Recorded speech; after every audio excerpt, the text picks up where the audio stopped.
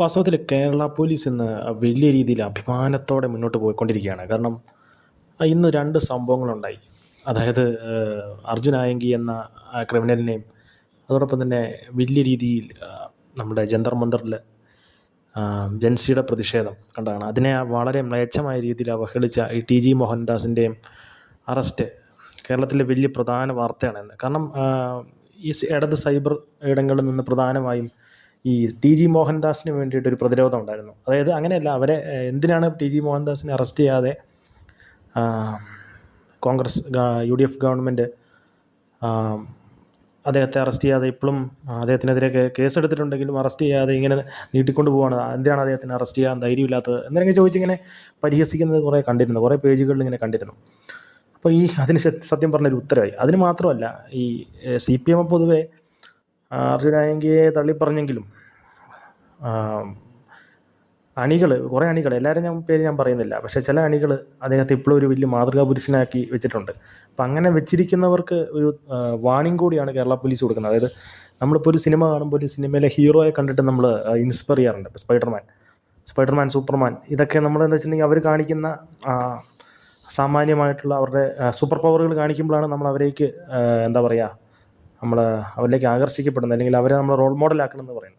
അപ്പോൾ ഇതേപോലെ സോഷ്യൽ മീഡിയയിൽ ചെറിയ കുറച്ച് പിള്ളേരടക്കം ഈ പറഞ്ഞ പോലെ ഈ വ്യക്തിയെ വലിയൊരു സ്റ്റാറായിട്ട് കണ്ടിരുന്നു. ആ ഒരൊറ്റ ഇമേജ് എന്നൊരു മൺകുടം നിലത്ത് വീണ് ഉടഞ്ഞ പോലെയായിരുന്നു. കാരണം അദ്ദേഹം ഈ സുമാരക്കുറിപ്പ് ഓടുന്ന പോലെ പല സ്ഥലങ്ങളിലേക്ക് പോയി. ഇപ്പോൾ അദ്ദേഹത്തിനെതിരെ വാർത്ത വരുന്ന സമയത്ത് അദ്ദേഹം ഇത് ഞാനല്ലേ എന്ന് പറഞ്ഞിട്ട് കമൻ്റ് ഇട്ട് അങ്ങനെ പരിഹസിച്ചുകൊണ്ടിരിക്കുകയായിരുന്നു കേരള പോലീസിനെയും ഗവൺമെൻറ്റിനെയും എല്ലാം. അപ്പോൾ ഇന്ന് അദ്ദേഹത്തിൻ്റെ അറസ്റ്റിന് ശേഷം ഉണ്ടായിരുന്ന കുറച്ച് ജസ്റ്റേഴ്സ് കണ്ടു കഴിഞ്ഞാൽ നമുക്ക് മനസ്സിലാവും ഈ നമ്മുടെ എലി കൂട്ടിൽ വീണ പെരിച്ചാഴിയുടെ ഒരു അവസ്ഥ കണ്ടിട്ടുണ്ട്. എന്തായിരിക്കും തൻ്റെ മുന്നോട്ടുള്ള ഭാവി എന്ന് ചിന്തിച്ചിട്ട് ആ പെരിച്ചാഴിയുടെ ഒരു അവസ്ഥയുണ്ട്. അതായിരുന്നു ശരിക്കും അദ്ദേഹം എന്ന് പറയാൻ പറ്റില്ല, അദ്ദേഹത്തിൻ്റെ മുഖത്ത് കാണാൻ പറ്റുന്ന, അങ്ങനെ പറയാം, തൽക്കാലം നമുക്ക് പറയാം, നമ്മൾക്കങ്ങനെ തന്നെ പറയാം, അയാളുടെ മുഖത്ത് കാണുന്നത്. അപ്പോൾ ഇന്നത് വലിയൊരു സന്ദേശമാണ് കൊടുക്കുന്നത്. കാരണം കഴിഞ്ഞ 10 വർഷം എന്തായിരുന്നു, അല്ലെങ്കിൽ കഴിഞ്ഞ 10 വർഷം ഇവർക്കൊക്കെ എന്തും പറയാനുള്ളൊരു സ്വാതന്ത്ര്യം ഉണ്ടായിരുന്നു. നമുക്ക് എന്തും പറയാം, ആരെ എന്തും വിളിച്ചു പറയാം. അദ്ദേഹം ഒരു പോലീസിനെതിരെയാണ് ഈ വ്യക്തി ആദ്യം ഭീഷണി മുഴക്കുന്നത്. പിന്നീട് കേസ് ആയി താൻ പിടിക്കപ്പെടുമെന്നുള്ളൊരു ഘട്ടം വന്നു കഴിഞ്ഞപ്പോൾ അദ്ദേഹത്തിൻ്റെ ആരോപണത്തിൻ്റെ ഒരു തീവ്രത കുറഞ്ഞു വന്നു. ഞാനിങ്ങനെ കേസ് പുനരന്വേഷണം വേണമെന്നാണ് ഞാൻ ഉദ്ദേശിച്ചത്, ഇതാണെന്നൊക്കെ പറഞ്ഞിട്ട് അതിനെ ന്യായീകരിക്കുന്ന ഒരു അവസ്ഥ വന്നു. എന്നാലും പോലീസ് പുറകെ വിട്ടില്ല, അദ്ദേഹത്തിൻ്റെ പുറകെ തന്നെ വിട്ട് പിടിച്ചു. ഇനിയിപ്പോൾ എന്തായിരിക്കും അദ്ദേഹത്തിൻ്റെ ഭാവിയെന്ന് നമുക്കറിയാം. കാരണം ഒരുപാട് നല്ല വകുപ്പുകൾ ചേർത്തിട്ടുണ്ട്. അതിനുള്ള എല്ലാ പരിപാടിയും അദ്ദേഹം ഇവിടെ നിന്ന് തന്നെ ചെയ്തിട്ടുണ്ട്. ഈ ഒളിവിൽ പോയ സമയങ്ങളിലെല്ലാം തന്നെ അദ്ദേഹം തന്നെ സ്വന്തം അദ്ദേഹത്തിൻ്റെ ഭാവി നശിപ്പിക്കാനുള്ള എല്ലാ പരിപാടികളും സ്വന്തം കൊടുത്തുകൊണ്ടിരിക്കുകയായിരുന്നു. അദ്ദേഹം എവിടെന്നെങ്കിലും മുങ്ങിയായിരുന്നെങ്കിൽ ഇത്രയും വലിയ പ്രശ്നം ഉണ്ടാവില്ലായിരുന്നു ഈ പറഞ്ഞ പോലെ. പക്ഷേ പോകുന്ന വഴിയെല്ലാം ഓരോ സോഷ്യൽ മീഡിയയിലൂടെയും അല്ലാതെയൊക്കെ ഓരോ വെല്ലുവിളികൾ നടത്തി, ഈ പോകുന്ന വഴിയെല്ലാം കൂടെ വെല്ലുവിളി നടത്തി വലിയൊരു മാസ് ഹീറോ ആണ് തന്നെ പിടിക്കാൻ പറ്റില്ല എന്നുള്ളൊരു ആത്മവിശ്വാസം ഉണ്ടാക്കിയെടുത്ത് അവസാനം എന്താ പറയുക, പിടിക്കപ്പെട്ട് കഴിഞ്ഞപ്പോൾ വലിയൊരു ലോങ് ടേമിൽ അകത്ത് കിടക്കാനുള്ള എല്ലാ പരിപാടികളും ഉണ്ടാക്കി വെച്ചതിന് ശേഷമാണ് പോയിരിക്കുന്നത്. ഇപ്പോൾ ഈ ടി ജി മോഹൻദാസിൻ്റെ കാര്യം, അദ്ദേഹത്തിൻ്റെ ഈ പറഞ്ഞ പോലെ പോലീസ് കാര്യക്ഷമമായിട്ടൊന്നും ചെയ്യുന്നില്ല, അദ്ദേഹത്തിനെ അറസ്റ്റ് ചെയ്യാൻ UDF സർക്കാരിനും പോലീസിനും ധൈര്യമില്ല, ഈ കാര്യങ്ങളൊക്കെ പറഞ്ഞു. എന്തായാലും അതിനൊരു തീരുമാനമായി വാസ്തവത്തിൽ. ഇപ്പോൾ ചില മാധ്യമങ്ങൾ ഞാൻ എടുത്തു പറയുന്നു, എല്ലാവരും അല്ല, ചില മാധ്യമങ്ങളൊക്കെ ഈ വിഷയത്തെ ഉയർത്തിക്കാട്ടി, അല്ലെങ്കിൽ പല വലിയ കാര്യങ്ങളും, അതായത് സർക്കാർ ചെയ്യുന്ന പല നേട്ടങ്ങളും മറച്ചു പിടിക്കുന്ന ഒരു കാഴ്ച കാണുന്നുണ്ടായിരുന്നു. ഏതായാലും അവർക്കൊക്കെ 2 ദിവസം അല്ലെങ്കിൽ ഒരു ദിവസം ഇനി ഞങ്ങൾ എന്ത് പറയും എന്ന് ആലോചിക്കാനുള്ളൊരു സാവകാശം ഏതായാലും ഈ ഗവൺമെൻറ്റും പോലീസും ഉണ്ടാക്കി കൊടുത്തിട്ടുണ്ട്. ഇനി പുതിയൊരു കുത്തിത്തിരിപ്പായിട്ട് വരേണ്ട ഒരു സാഹചര്യം ഉണ്ടാക്കി കൊടുത്തിട്ടുണ്ട്. അതേതായാലും വളരെ നന്നായിട്ടുണ്ട്. കാരണം ഇത് പോലീസിൻ്റെ കാര്യത്തിൽ, പോലീസിൻ്റെ ഒരു എഫിഷ്യൻസിയുടെ ഒരു വലിയ ഇന്ധനമായിട്ട് മാറും വാസ്തവത്തിൽ ഈ ഒരു സംഭവം. കാരണം പോലീസിനെ എപ്പോഴും ശരിക്കും ജനങ്ങളുടെ ഇടയിലൊരു പരിഹാസ്യ കഥാപാത്രമായിട്ട് മാറുന്നൊരു സാഹചര്യം ഉണ്ടായിരുന്നു. അത് വളരെ വേദനാജനകമായിട്ട് കാര്യമാണ്. കാരണം ഒരു സംസ്ഥാനത്തിൻ്റെ ലോ ആൻഡ് ഓർഡർ നോക്കുന്ന, ഈ പറഞ്ഞ നിയമം കാര്യങ്ങളെല്ലാം നോക്കുന്ന നിയമപാലകർ പരിഹാസ്യരാവുന്നത് വലിയൊരു അപകടമാണ്.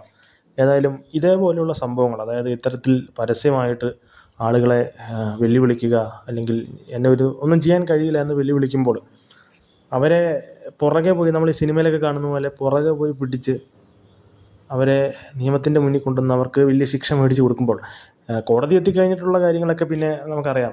അത് നല്ലൊരു വക്കീലുണ്ടെങ്കിൽ ഈ പറഞ്ഞ പോലെ പല കാര്യങ്ങളും സംഭവിക്കും, അതൊന്നും നമ്മൾ നോക്കേണ്ട കാര്യമില്ല. പക്ഷേ നിയമത്തിൻ്റെ മുന്നിൽ വരെ എത്തിച്ചു കൊടുക്കുക, ബാക്കി ശിക്ഷ മേടിച്ചു കൊടുക്കുക എന്നുള്ളൊരു ലെവലിലേക്ക് പോകുമ്പോൾ തന്നെ ഈ പറഞ്ഞ പോലെ പോലീസിൻ്റെ ഒരു എഫിഷ്യൻസി, അല്ലെങ്കിൽ പോലീസിന് ആൾക്കാർക്കൊരു റെസ്പെക്റ്റ്, ആ റെസ്പെക്റ്റ് ഇല്ല എന്നല്ല ഞാൻ പറയുന്നത്, പക്ഷേ ആ റെസ്പെക്റ്റ്, കിട്ടേണ്ട അർഹതപ്പെട്ട റെസ്പെക്റ്റ് ശരിക്കും പറഞ്ഞാൽ ഇപ്പോൾ കിട്ടുന്നില്ല എന്നാണ് ഞാൻ പറയുന്നത്. പക്ഷേ ഇങ്ങനത്തെ സംഭവങ്ങൾ എപ്പോഴും പോലീസുകാർക്ക് എപ്പോഴും ഒരു മൈലേജാണ്. എനിക്ക് ശരിക്കും പറഞ്ഞു കഴിഞ്ഞാൽ ഒരു സബ് ഇൻസ്പെക്ടർ മാത്രമല്ല, ഒരു സാധാരണ സിവിൽ പോലീസ് ഓഫീസറെ വരെ വലിയ ബഹുമാനമാണ്. കാരണം അവർ എന്തൊക്കെയാണെങ്കിലും അവരൊരു ദിവസം ഈ പറഞ്ഞ പോലെ, ഞാൻ ഈ ചില സിനിമകളൊക്കെ കണ്ടപ്പോഴാണ് കുറച്ചും കൂടി അവരോടുള്ളൊരു റെസ്പെക്റ്റ് കൂടുന്നത്. ഇപ്പോൾ ഈ റോന്ത് പോലുള്ള സിനിമകളൊക്കെ കണ്ട സമയത്താണ് ഈ പറഞ്ഞ പോലെ അവരെത്രത്തോളം ഓടുന്നുണ്ട്. ബാക്കി മേഖലകളെ പറ്റി ഞാൻ പറയുന്നില്ല, പക്ഷേ ഞാനിപ്പോൾ പോലീസിനെ പറ്റിയാണ് പറയുന്നത് കൊണ്ട് ഇത് പ്രത്യേകമായിട്ട് എടുത്ത് പറഞ്ഞു എന്ന് മാത്രം. അപ്പോൾ ഇതേപോലെയുള്ള സംഭവങ്ങളൊക്കെ ഇനിയും തുടർന്നും ഉണ്ടാവണമെന്നാണ് ഞാൻ ആഗ്രഹിക്കുന്നത്. അതേപോലെ ഈ ക്രൈം നടത്തുന്ന, അല്ലെങ്കിൽ ഒരു കുറ്റം ചെയ്യുന്ന വ്യക്തിക്ക് പോലീസ് പിടിക്കുമെന്നും ശിക്ഷ നടപടി കൃത്യമായിട്ട് പണി കിട്ടും എന്നുള്ളൊരു കാര്യം ഒരു ഓർമ്മപ്പെടുത്തൽ കൂടിയാണ്. കാരണം പല കാര്യങ്ങളിലും ഇവിടെ നിയമം ശക്തമാകാത്തതുകൊണ്ടാണ്, അല്ലെങ്കിൽ പോലീസ് എന്നെ ഒരു ഭയമില്ലാത്തതുകൊണ്ടാണ് ഈ പല പരിപാടികളും ഇത്തരത്തിലുള്ള കൂട്ടർ കാണിച്ചു കൂട്ടുന്നത്. അപ്പോൾ ആ ഒരു ഭയം തിരിച്ചു വരണം.